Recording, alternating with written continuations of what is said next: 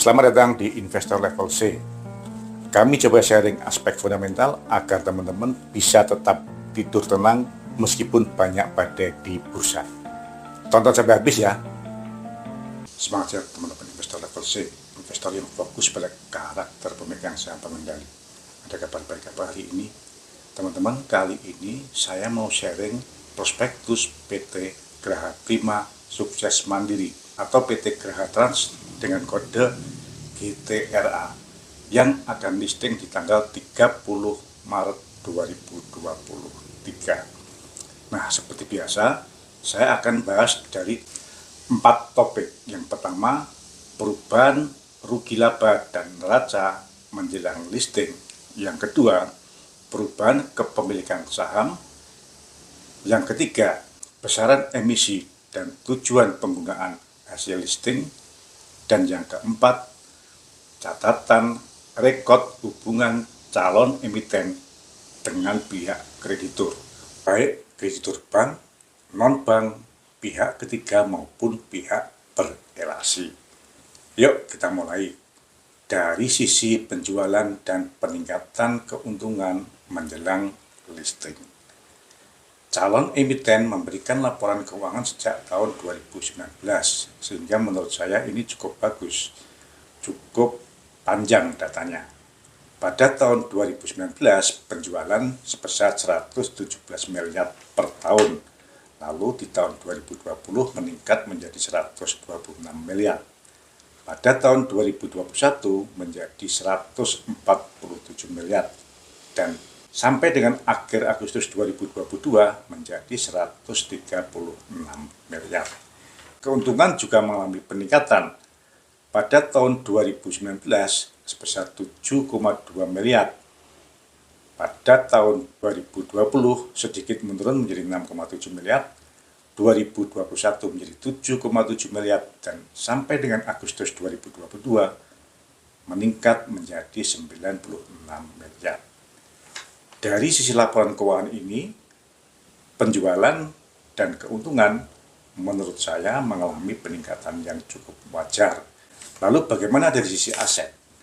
Dari sisi aset kita dapatkan bahwa perubahan aset terbesar didapat pada uang muka pembelian aset sebesar 44 miliar. Dari tahun 2021 ke Agustus 2022 meningkat 44 miliar. Dan dari sisi aset terdapat kenaikan posisi dari 2021 ke Agustus 2022 sebesar 82 miliar.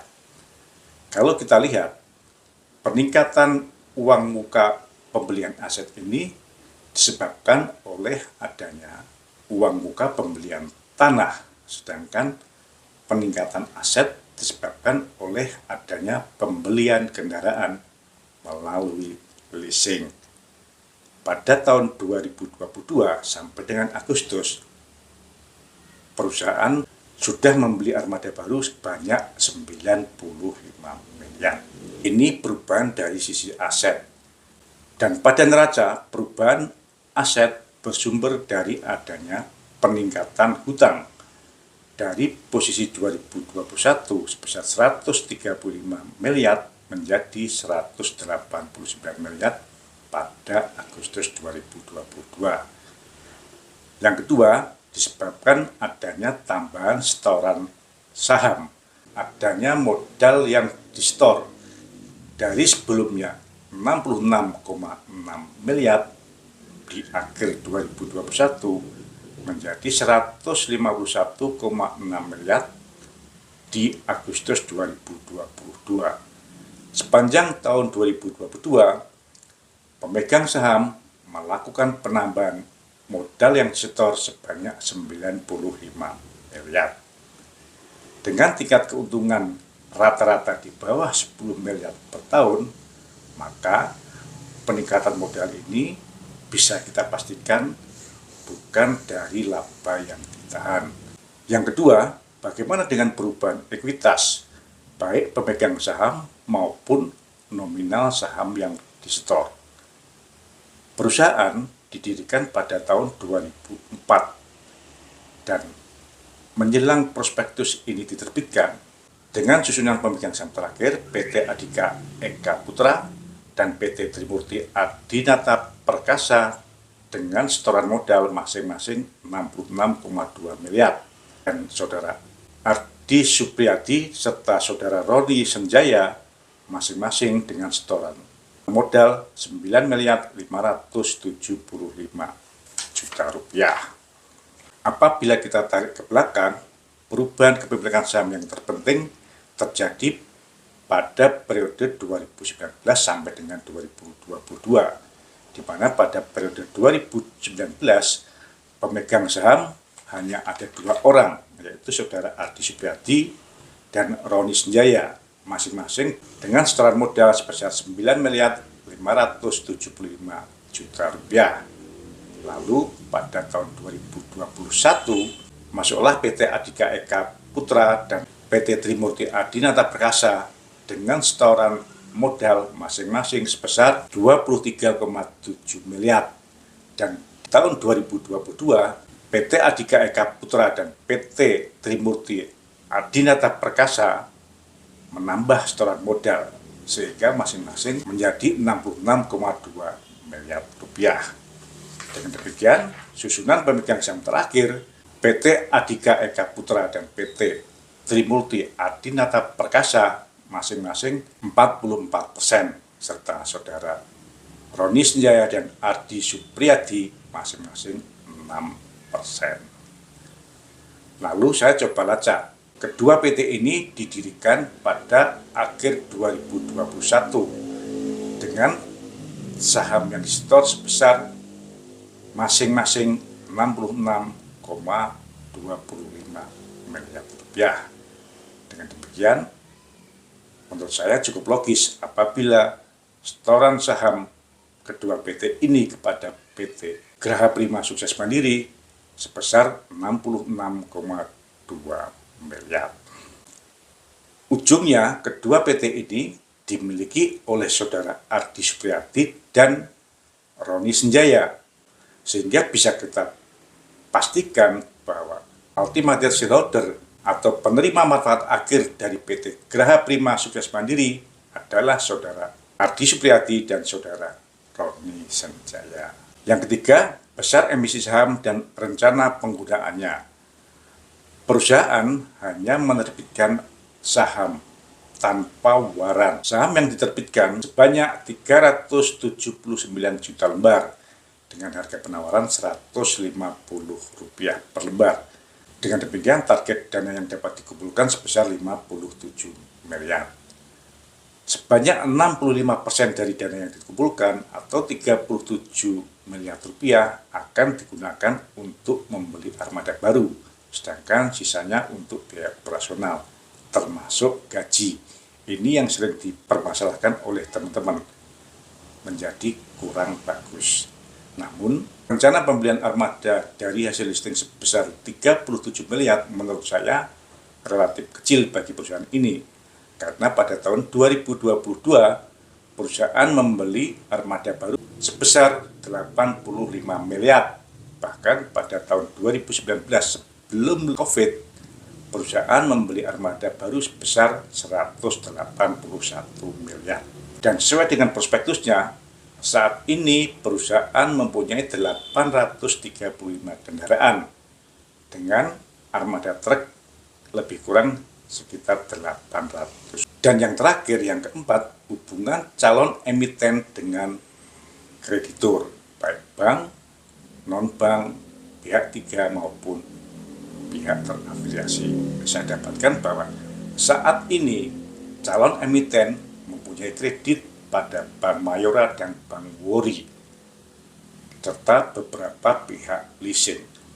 Yang menjadi catatan penting dari saya, emiten memperoleh kredit dari Bank Mayora sebesar 49 miliar pada tahun 2019, dan sampai saat ini telah dilakukan restrukturisasi sebanyak 2 kali. Yang pertama pada April 2020 dan yang kedua pada Mei 2021. Restrukturisasi ini kemungkinan terkait dengan adanya pandemi COVID, dan Restrukturisasi dilakukan dengan cara memperpanjang jangka waktu kredit serta mengubah angsuran kredit dari flat menjadi balloon payment, artinya pembayaran pokok dilakukan besar di belakang. Yang awalnya fasilitas kredit jatuh tempo pada 2027, setelah dilakukan restrukturisasi, maka jatuh tempo kredit diperpanjang menjadi pada April 2028. Yang penting teman-teman ketahui, salah satu syarat dari restrukturisasi kredit yang diberikan oleh Bank Mayora, perusahaan tidak diperkenankan untuk membagi dividen sebelum fasilitas kredit dari Bank Mayora dilunasi. Dengan demikian, apabila teman-teman akan invest di saham GTRA, maka bisa dipastikan dividen akan bisa diterima setelah tahun 2028 atau setelah kredit kepada Bank Mayora dilunasi. Yang kedua, fasilitas kredit pada Bank WORI yang diterima oleh emiten pada tahun 2018. Emiten menerima fasilitas kredit dari Bank WORI di tahun 2018 sebesar 50 miliar dan juga telah dilakukan restrukturisasi pada 2021. Salah satu syarat dari restrukturisasi Bank WORI adalah debt equity ratio tidak diperkenankan lebih dari 250%. Namun, ketentuan ini juga tidak bisa dipenuhi oleh emiten. Pada tahun 2019, 2020, dan 2021, DER selalu di atas 250%. Baru pada posisi akhir Agustus, di mana dilakukan penambahan saham, DER bisa turun sampai mendekati 200%. Nah, yang perlu teman-teman perhatikan, posisi sisa hutang pada Bank WORI ini. Posisi kredit yang awalnya sebesar 50 miliar di tahun 2018, sesuai dengan laporan keuangan pada Agustus 2022, masih sebesar 32 miliar. Masih sebesar 64% dari hutang awal. Padahal, kredit ini jatuh tempo pada Februari 2024. Artinya, dalam 1 tahun ke depan, GTRA mempunyai kewajiban untuk melunasi kredit kepada Bank WORI lebih kurang sebesar 25 miliar. Karena kewajiban kepada pihak bank telah dilakukan restrukturisasi, maka kemungkinan emiten mengalami kesulitan untuk memperoleh fasilitas baru dari bank, sehingga emiten akhirnya mengambil fasilitas dari pihak leasing dengan konsekuensi bunga lebih tinggi. Bunga dari pihak leasing rata-rata 7% flat, artinya kalau dibuat efektif seperti bunga bank lebih kurang sebesar 12%. Mengapa pihak leasing lebih berani memberikan kredit dibanding dengan pihak bank? Ya, karena leasing biasanya bisa melakukan penarikan kendaraan apabila debitur tidak bisa memenuhi kewajibannya dengan lancar. Oleh sebab itu, pihak leasing biasanya bisa mengaksep risiko yang lebih tinggi dibanding dengan pihak bank. Dari data yang ada, saat ini emiten memperoleh sebagian besar fasilitas kreditnya dari pihak leasing. Dan yang terakhir, kita kembali ke prospektusnya. Sesuai dengan data di prospektus, pada posisi terakhir, kinerja keuangan mempunyai ROA, Return on Asset, sebesar 2%, dan mempunyai ROE, Return on Equity, sebesar 7%. Menurut saya, ROE dan ROA ini cukup rendah. Emiten harus membayar kewajiban bunga kepada leasing sebesar 7% flat. Artinya, apabila dihitung efektif, maka 7% flat kira-kira setara dengan 12% bunga efektif. Sementara ROE-nya hanya 7%. Dengan demikian, semakin besar hutang emiten, maka akan semakin menekan ROE-nya. Karena tingkat bunga dari leasing lebih besar dari ROE yang diperoleh. Dengan mempertimbangkan sektor usaha dan kondisi keuangan tersebut, maka saya mencatat ada dua kelemahan dari emiten GTRA. Yang pertama, DER-nya masih cukup tinggi, masih di atas 200%, sehingga menurut saya masih membebani keuangan perusahaan. Dan yang kedua, dari laporan keuangan bisa saya dapatkan bahwa rata-rata depresiasi sebesar 10% dari nilai asetnya. Ini wajar karena bagian besar aset perusahaan berbentuk kendaraan, sehingga depresiasinya cukup besar. Ini juga menekan keuntungan perusahaan. Sebagai pembanding, ada dua emiten yang telah listing dengan DER di bawah 25%. Emiten dengan kode pura dan dengan kode truk dengan sektor bisnis yang sama. Sampai dengan saat ini, harga sahamnya jauh di bawah harga saham sejak listing. Dan sampai saat ini, kedua emiten tersebut belum pernah membagikan dividen.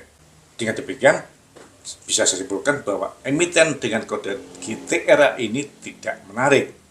Mengapa? Yang pertama, emiten mempunyai beban yang cukup berat terhadap hutang dan kewajiban bunganya. Yang kedua, emiten punya beban angsuran yang ditunda, yaitu angsuran kepada Bank Mayora dan Bank Wuri yang dilakukan restrukturisasi, sehingga angsuran pokok menjadi tertunda. Dengan sistem balance payment, maka angsuran di belakang cukup besar. Apabila kita masuk saat ini, maka dalam 2 sampai dengan 3 tahun mendatang, emiten harus melunasi kewajiban kepada kedua bank tersebut dengan nominal cukup besar. Nah, yang ketiga, apabila emiten ini dalam jangka waktu 1 tahun sahamnya menyandar di Rp50, maka menurut saya OJK harus melakukan evaluasi terhadap kinerjanya.